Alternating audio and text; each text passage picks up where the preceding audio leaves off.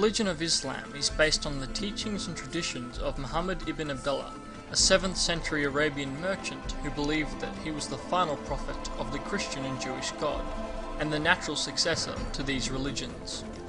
Preaching his message of strict monotheism, Muhammad experienced varying degrees of success and defeat during his prophetic career, from oppression and ridicule to the conquest of his enemies. What follows is a cursive, naturalistic and somewhat skeptical account of his life and prophetic endeavours.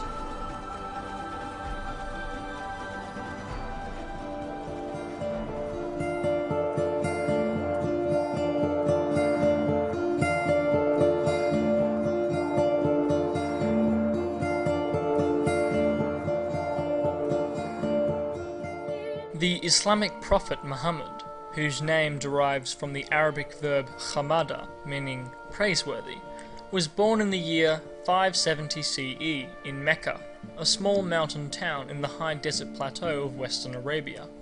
He was the only son of Abdullah ibn al-Muttalib and Amina bint Khwabd, but the former died shortly before Muhammad's birth. Muhammad was raised by a wet nurse named Halima, to whom he was entrusted at an early age by his mother Amina, who was acting in accordance with Meccan tradition. Muhammad grew up in the hill country, learning their dialect of Arabic, Qurayshi.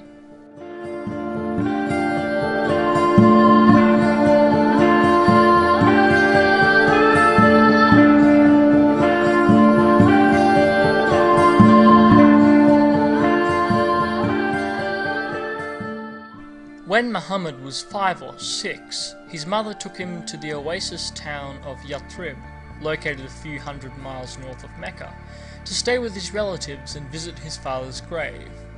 Amina fell ill and died on the return journey, however, and Halima, the nurse, proceeded back to Mecca and placed Muhammad under the care of his paternal grandfather, Abdul al-Muttalib ibn Hashim. Al-Muttalib was famous for his visions, which had revealed to him the location of a magical lost well associated with the biblical figure Ishmael, and was involved in Mecca's pilgrimage business. He looked after the Kaaba, a sacred site in Mecca, and provided provisions for the pilgrims who frequented said holy locale. Al-Muttalib was an important and respected man in Mecca, and taught Muhammad much of what he knew, including his religious knowledge. Al-Muttalib was a Hanif.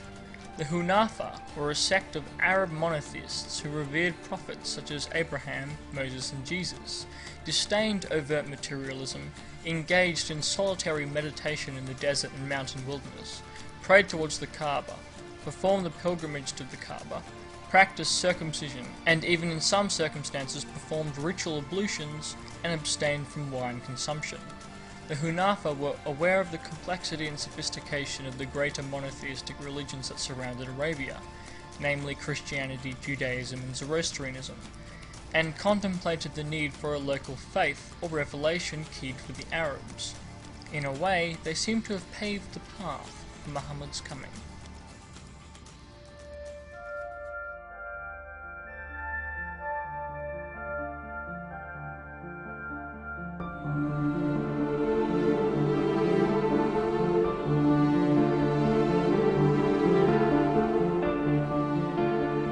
Muhammad's grandfather, al-Muttalib, died in 578 CE, whereupon Muhammad, at the age of 8, was passed into the custody of his uncle Abu Talib ibn Abdul Muttalib, the son of Muhammad's grandfather, a well-respected merchant and leader of the Hashim clan, a subset of the Quraysh tribe who dominated Mecca at the time. Muhammad grew up under the care of Abu Talib and worked as a shepherd to help pay his keep.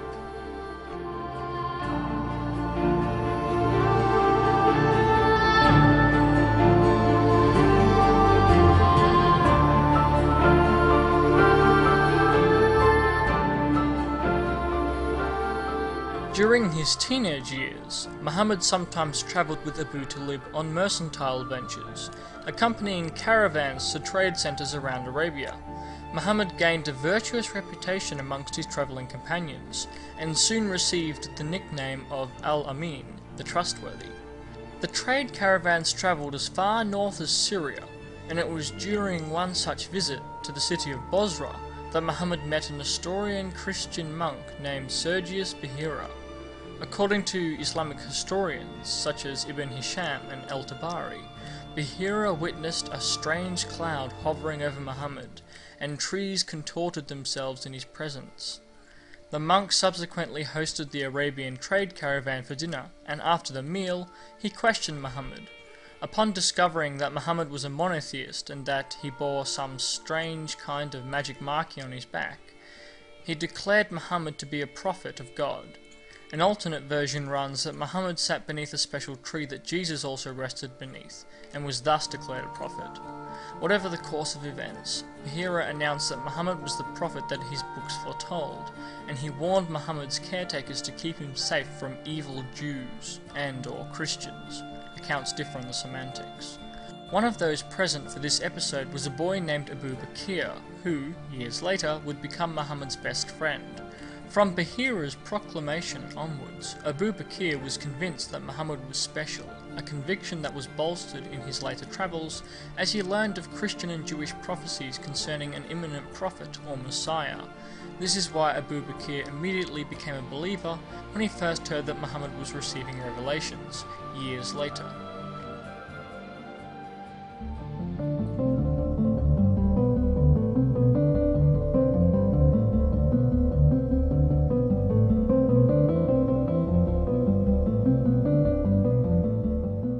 During his early 20s, Muhammad entered into the service of a wealthy Meccan merchant and widow by the name of Khadija bint Khuwaylid, a distant cousin of his. Khadija solicited his services for a number of business endeavours, after hearing of his excellent reputation, and once he had proved his worth, she hired him to oversee her business transactions.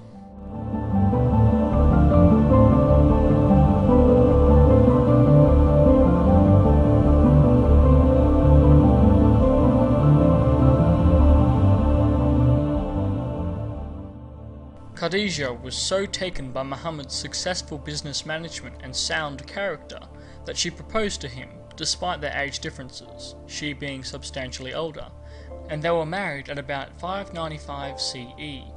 Muhammad continued to manage Khadija's business affairs, and over the next few years their happy union produced 6 children, 2 of whom died at a young age. The remainder, 4 girls, survived till adulthood.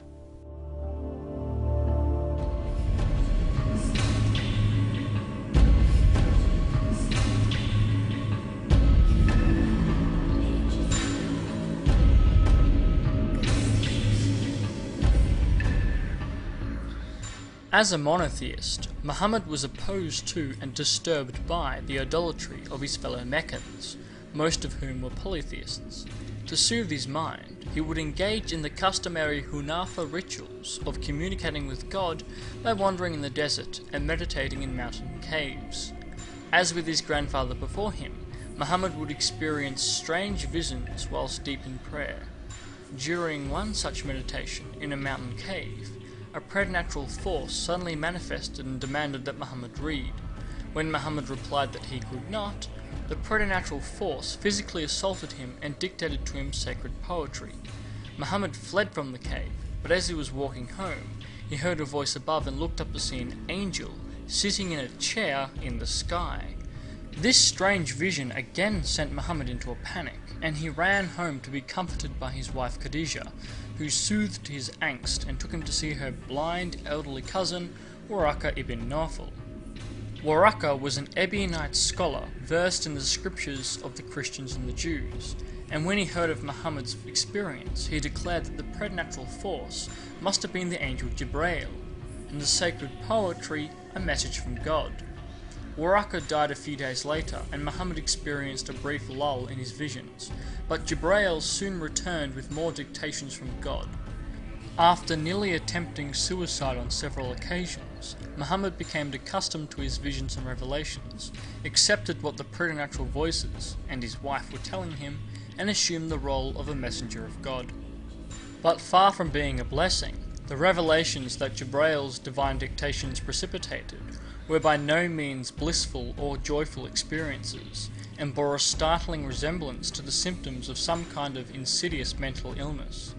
From visions of floating angels and rogue jinn, to idle conversations with Jibreel about the particulars of Islam, The nature of the revelations varied. Sometimes they were heralded by a strange humming sound in Muhammad's ears, or a sound similar to a ringing bell. Often they would induce incredible pain, and Muhammad would perspire heavily, even on the coldest of days.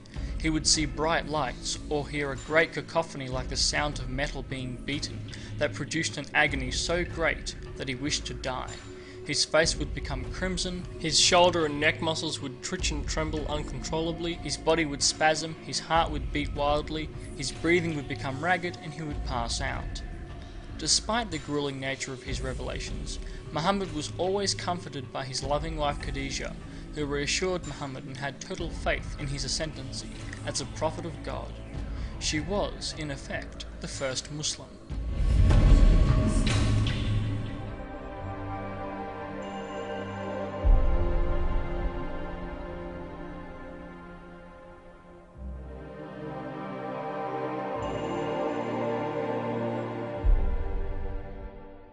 Perhaps bolstered by Khadijah's faith in him, and prompted by God, Muhammad gained confidence in his role as a prophet, and in 613 CE he began to proselytize his message to the people of his tribe, the Quraysh. He chastised them for their polytheism, telling anyone who would listen that only pure monotheism would lead to paradise, whilst idolatry would lead to hell. Muhammad's first followers, those who took him seriously, consisted mostly of his close family and friends, most notably his wife Khadijah, his best friend Abu Bakr, Abu Bakr's friend Uthman ibn Affan, Abu Talib's son Ali, who married Muhammad's youngest daughter Fatima, and his other uncle Hamza ibn Abdul Muttalib. Most of Muhammad's clan, the Hashim, scorned his declarations, however, as did the people of Mecca.